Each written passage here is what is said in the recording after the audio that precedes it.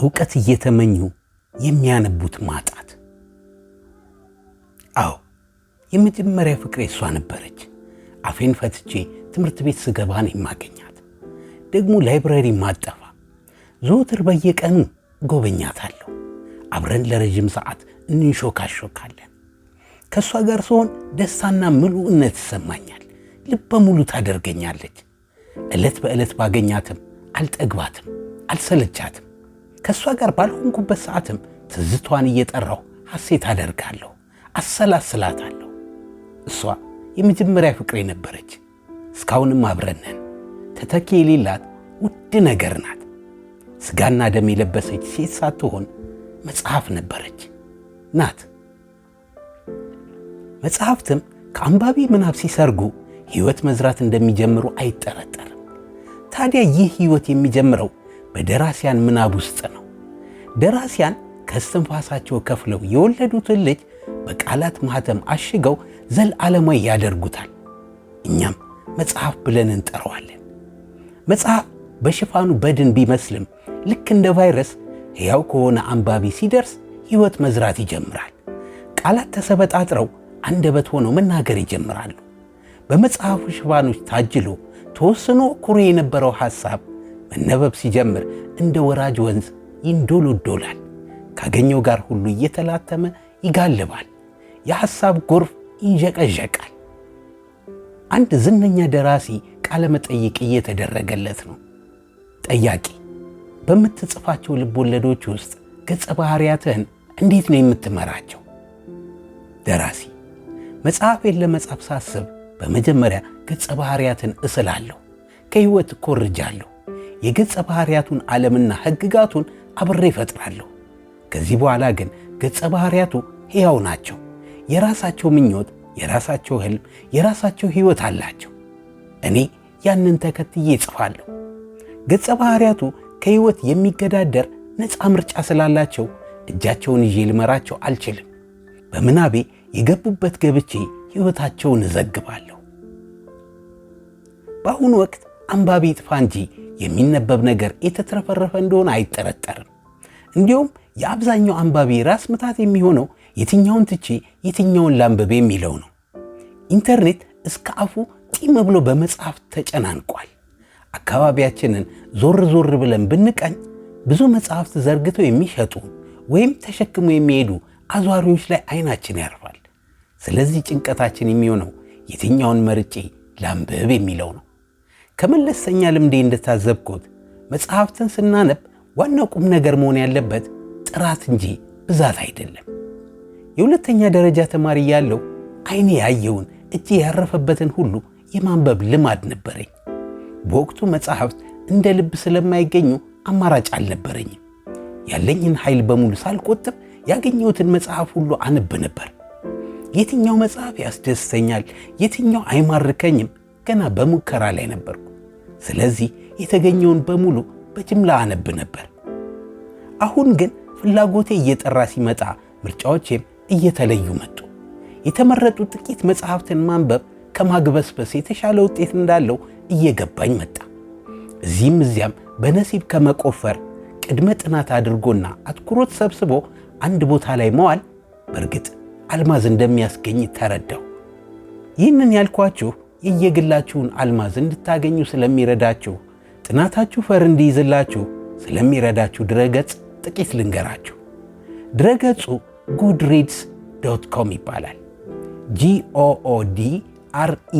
goodreads.com። ይህ ድረገጽ በዓለም ላይ እስካሁን 130 ሚሊዮን በሚጠጋ አርዕስት ከታተሙ መጽሐፍት ከ95 በመቶ በላይ ስላሉት የተሟላ መረጃ ይዟል። የድረገጹ አባል ከሆናችሁና ከ10 ያልበለጡ መጽሐፍት በድረገጹ መለኪያ መሠረት ደረጃ ከሰጣችሁ በኋላ ገጹ በሰጣችሁት መረጃ መሠረት ተመርኩዞ ይህንን ብታነቡ እያለ ይጠቁማቸዋል። ከዚህም ባሻገር በተለያዩ ዘርፎች ቁንጮ የሆኑትን መጽሐፍት ይዘረዝርላቸዋል።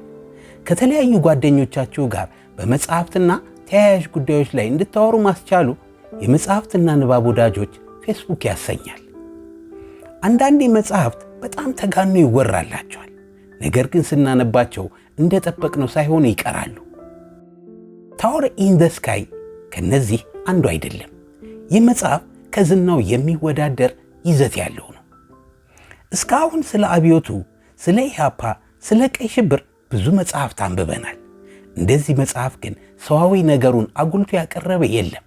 ይህ መጽሐፍ የሚያወራው የግል ታሪክ ሳይሆን ከግለሰብ መንፈስ ጋር የተቆራኘ ንድፍ ነው። ሰዎች ዓላማ የሚያስፈጽሙ ግዑዛን ሳይሆኑ ሐሳብና ስሜት ያላቸው፣ ህመምና ደስታ የሚሰማቸው ፍጥረቶች ናቸው። ደራሲዋ ሕይወት ተፈራ ከፍተኛ የሆነ ታሪክ የመንገር የመተረክ ችሎታ አላት። የእንግሊዘኛ ቋንቋ ክህሎቷ አስተማማኝ ነው። የቃላት ሀብቷ ግዙፍ ነው። ትናንሽ ዝርዝሮችን አገጣጥማ ትልቅ ስዕል ትፈጥራለች። ከሚጢጢ ፈትሎች ትልቅ ቁም ነገር ታወራለች። መጽሐፉን ገና ከመጀመሪያው ገጽ ጀምሮ ነው የወደድኩት። የሕይወት ሁለተኛ መጽሐፍ አሁንም በእንግሊዘኛ ቢሆንም ማይንድ ቱ ዊን እኔ ያነበብኩት ትርጉሙን ነበር። ተርጓሚዋ ሕይወት ታደሰ የደራሲዋን ሕይወት ተፈራን ያህል አስደንቃኛለች። የመጽሐፉ ፕሬሚስስ ወደ ኋላ ብዙ ጊዜ ይመልሰናል። የታሪኩ ባለቤቶች የቆሎ ተማሪዎች ናቸው። ተዋናይ የመጽሐፉ ዋና ገጸ ባህሪ ነው። በተዋናይ በኩል የቆሎ ተማሪዎችን ሕይወት እንገነዘባለን። ከባዕድ ጋር ያልተነካካ ወጥ ኢትዮጵያዊ ሕይወት እንቃኛለን። ተርጓሚዋ በጣም የበቃች በመሆኗ መጽሐፉ ትርጉም መሆኑን ከነጭራሹ ያስረሳናል። መጽሐፉ በሳል ታሪክ፣ ከልብ የሚቀሩ ገጸ ባህሪያትና በቃላት የደለበ ግሩም መጽሐፍ ነው። አሁን በቅርቡ ደግሞ ሕይወት ሦስተኛ መጽሐፏን እነሆ ብላለች። ታሪካዊ ልቦለድ ነው። ካሁን በኋላ የሕይወት ስም ብራንድ ነው። የእሷ ስም ያረፈበት ማንኛውም መጽሐፍ የማንበብ አምሮትን የሚቀሰቅስ ነው። ደራሲ ሕይወት ተፈራ የሚለውን ባነበብን ቁጥር ሁለቴ ሳናስብ ሳናመነታ መጽሐፉን እንገዛዋለን፣ እናነበዋለን። ካሁን በኋላ ሕይወት ከግዙፎቹ ደራሲያን ተርታ ናት። ስለ ሕይወት በጣም የሚያስደንቁ ሦስት ነገሮች አሉ። 1. የቋንቋ ችሎቷ በአማርኛም በእንግሊዘኛም እኩል ትራቀቃለች። ጉድ ኮማንድ ኦፍ ቦዝ ላንጉዌጅስ ኤንድ ሪች ቮካብላሪ። 2. በጣም አሰልቺ የሆነ ማንኛውንም ታሪክ በደራሲ አስማትነቷ ማራኪ ታደርገዋለች። በቃላት ስዕል ትስላለች። ቃላት ለሐሳቦቿ እጅ ሰጥተው ይታዘዛሉ። ሺ ኢዝ ኤ ግሬት ስቶሪ ቴለር። 3. ከአሰልቺ ድግግሞች ነፃ ናት።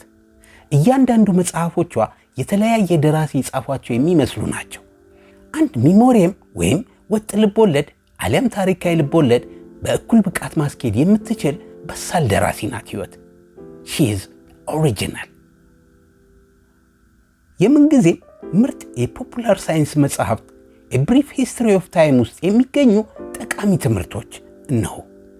1. ዩኒቨርስ ውስን ነው ግን መጠን የለሽ። በምሳሌ ነው። ምድር ጠፍጣፋ ብትሆን አንድ ጫፍ ላይ እንደርስ ነበር። ነገር ግን ምድር ክብ ናት፣ ጫፍም የላት። ዘለዓለምን ብትጓዝም ባለንበት እዛው ምድር ላይ ነው የምንረግጠው፣ የትም አንደርስም።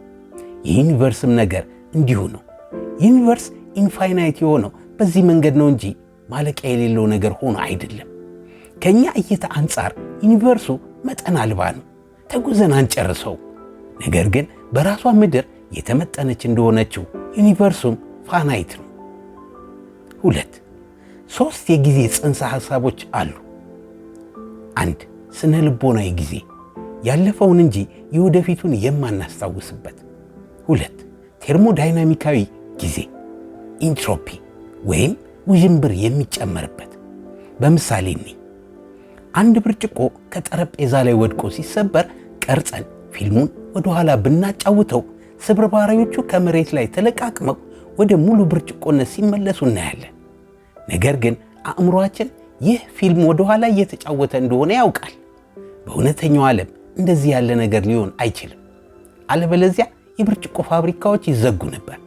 በቴርሞዳይናሚክስ ሕግ መሰረት ውዥንብር በጊዜ ሁሌም እየጨመረ የሚመጣ በመሆኑ ብርጭቆ ወደ ስብርባሪ ይቀየራል እንጂ ስብርባሪ ወደ ብርጭቆ አይቀየርም።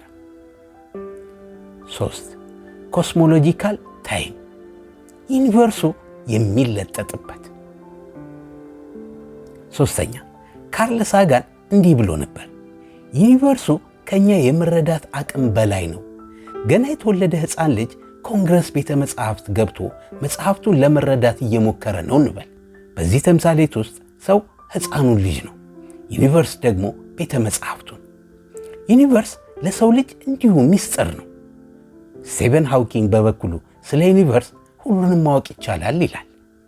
ሁለቱ ዝሆኖች በሐሳብ ሲፋጩ እኛ ጠቃሚውን ሐሳብ እንወስዳለን። በእኔ በኩል ሳጋንን ለመቀበል እገደዳለሁ። ስለ ዩኒቨርስ መቼም የተሟላ ዕውቀት አይኖረንም። ለአንድ የዩኒቨርስ እንቆቅልሽ መልስ ስናገኝ ከአዲሱ መልስ ስር ሌሎች ሚሊዮን እንቆቅልሾች ይፈለፈላሉ። ታሪኩ እንዲህ እያለ እንቆቅልሽ እንቆቅልሽን እየወለደ ለዘላለም ይቀጥላል። 4. የትኛውም ጽንሰ ሐሳብ ሙሉ በሙሉ ሊረጋገጥ አይችልም። ሚሊዮን ጊዜ ሙከራ አድርጋችሁ ውጤቱ ተመሳሳይ ቢሆን እንኳን በሚቀጥለው ጊዜ ተመሳሳይ ውጤት እንደምናገኝ እርግጠኛ መሆን አይቻልም። አንድ ጽንሰ ሐሳብን እንደ ጽንሰ ሐሳብ ለመቀበል ብዙ ሙከራዎች ሲያስፈልጉ፣ ተቀባይነቱን ለማሳጣት ግን አንድ አጋጣሚ ይበቃል። 5. ሳይንስ ምድር የተፈጠረችው በቢግ ባንግ ነው ይላል። ቢግ ባንግ ምድር የተፈጠረችው እንዴት እንደሆነ እንጂ ለምን እንደተፈጠረች አይነግረንም። ሳይንስ ለዚህ አሁንም መልስ የለውም። ምድር ለምን እንደተፈጠረች አያውቅም። ለዚህ መልስ ለማግኘት ፊታችንን ወደ ሃይማኖት ማዞር ሳይኖርብን አይቀርም። ሁለተኛው የዓለም ጦርነት በአጠቃላይ 60 ሚሊዮን ሰዎችን የበላ የመቃብር ጉድጓድ ነው። 6 ሚሊዮን አይሁዳውያንን፣ ጂፕሲዎችንና ሌሎችንም ያፈነ የመርዝ ጋዝ ነው። የስቃይ፣ የዋይታ፣ የኡኡታ ቁንጮ ነው። የሲኦል እኩያ፣ የሰይጣን አምሳያ ነው። ወላፈኑ አሁን ድረስ የሚጋረፍ፣ ቅዠቱ አሁንም ድረስ የሚያባንን ነው። የዚህ ጦርነት ዋና አቀጣጣይ የነበረው ሂትለር እንደ አውሮፓውያን አቆጣጠር በ1925 አንድ መጽሐፍ አሳተመ፣ የኔ ትግል የሚል። በወቅቱ ሂትለር ከሀገር መክዳት ጋር በተያያዘ 5 ዓመት ተፈርዶበት በእስር ቤት ይገኝ ነበር። ይህ መጽሐፍ በአጠቃላይ የሚሰብከው ጥላቻን፣ ዘረኝነትን፣ በጉልበት መስፋፋትን፣ ጦርነትን፣ ደካሞችን ማጥፋትንና የመሳሰሉትን ነው። የዚህ ጦርነት ሰለባ ከሆኑት 6 ሚሊዮን አይሁዳውያን አንዷ የሆነችው አና ፍራንክ ይህ የሂትለር መጽሐፍ ታትሞ ገበያ ላይ በዋለበት ወቅት ገና አልተወለደችም ነበር።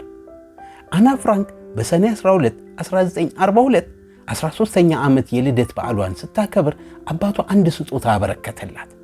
አናም የተበረከተላትን ስጦታ የግል ማስታወሻዋን ልትጽፍበት ወሰነች።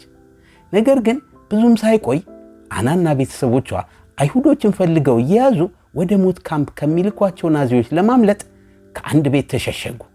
አና ፍራንክ በዚህ ቤት በተሸሸጉበት 2 ዓመታት ስሜቶቿን ሁሉ ወደ ማስታወሻ ደብተሮቿ አንዱ ቀዶቀችው። ተስፋዋን፣ ፍቅሯን፣ ይቅርባይነቷን። እነሆ ይህ ከሆነ ከብዙ ዓመታት በኋላ አና ፍራንክና ማስታወሻዋ በሰዎች ልብ ውስጥ ከፍ ከፍ እያሉ ሲሄዱ ሂትለርንና መጽሐፉን በበጎ የሚያነሳቸው አንዳችም እንኳን የለም። 3 የአፍቅሮተ ንባብ ታሪኮችን ላካፍላችሁና ልሰናበት። 1. የመጀመሪያው ጓደኛዬ ነው። ከዕለት ጉርሱ ነጥቆ መጽሐፍ የሚገዛ ከሆድ ረሃብ የመንፈስ መራቆት የሚሰማው አይነት ነው። አንድ ቀን ከሥራ ወጥቶ ወደ ቤቱ እየሄደ በመንገዱ መጽሐፍ መደብር ሲያጋጥመው ዘው ብሎ ይገባል። አይጨክንም። እንቅፋት ቤት ልትሉ ትችላላችሁ ቤተ መጽሐፍቱ። ለረጅም ጊዜ ሲያፈላልገው የነበረውን መጽሐፍ ሲያይ ልቡ ወከክ ይላል። የተጠየቀውን አውጥቶ ይከፍላል። እንግዲህ ለታክሲ የሚከፍለው ደግሞ አልቀረውም። ቤቱ ደግሞ ሩቅ ነው። መጽሐፉን ሲያነብ የሚያጋጥመውን ደስታ እያሰበ ረጅሙ መንገድ እያፏጨ በእግሩ እያያዘዋል። 2. ሁለተኛው የወገግታና ዶሰኛው ደራሲ የሽጥላ ኮከብ ነው። የሽጥላ ለረጅም ሰዓት ወመዘክር ቁጭ ብሎ ያነባል፣ ግን ምንም ጊዜ አይበቃውም። እነሱ ደግሞ 24 ሰዓት አይሰሩም። በር ይዘጋሉ፣ መስኮት ይቆልፋሉ፣ ሰውን ያስወጣሉ። የሱ የማወቅ ጥማት ግን አልተዘጋም፣ አእምሮ አይቆለፍም። ስለዚህ መላ ዘየደ። ቤተ መጽሐፍቱ ሊዘጋ አካባቢ አንደኛው ክፍል ውስጥ ገብቶ ይደበቃል። ሁሉም ወጥተው ቤተ መጽሐፍቱ ከተዘጋ በኋላ ከተደበቀበት ወጥቶ ንባቡን ያጧጥፈዋል። የመጨረሻው አዶኒስ ነው። የአና ማስታወሻ ተርጓሚ፣ የገመና ድራማ ደራሲ። አዶኒስ አንድ የመጽሐፍ ሻጭ ደንበኛ አለው። ታዲያ እዚህ ደንበኛው ጋር ይመጣና የ20 ሺህም የ30 ሺህ መጽሐፍት በዱቤ ይወስዳል። የ30 ሺህ ብር መጽሐፍት። ታዲያ አዶኒስ ይህን ያህል ዕዳ አለብኝ ብሎ የሚሳቀቅ ወይም የሚሸማቀቅ አይነት ሰው አይደለም። ያስደነቀኝ 30 ሺህ ብሩ ሳይሆን የሚያስበው ከብሩ ጀርባ ያለውን የመጽሐፍት ብዛትና የማወቅ ጥማት ነው። አበቃ።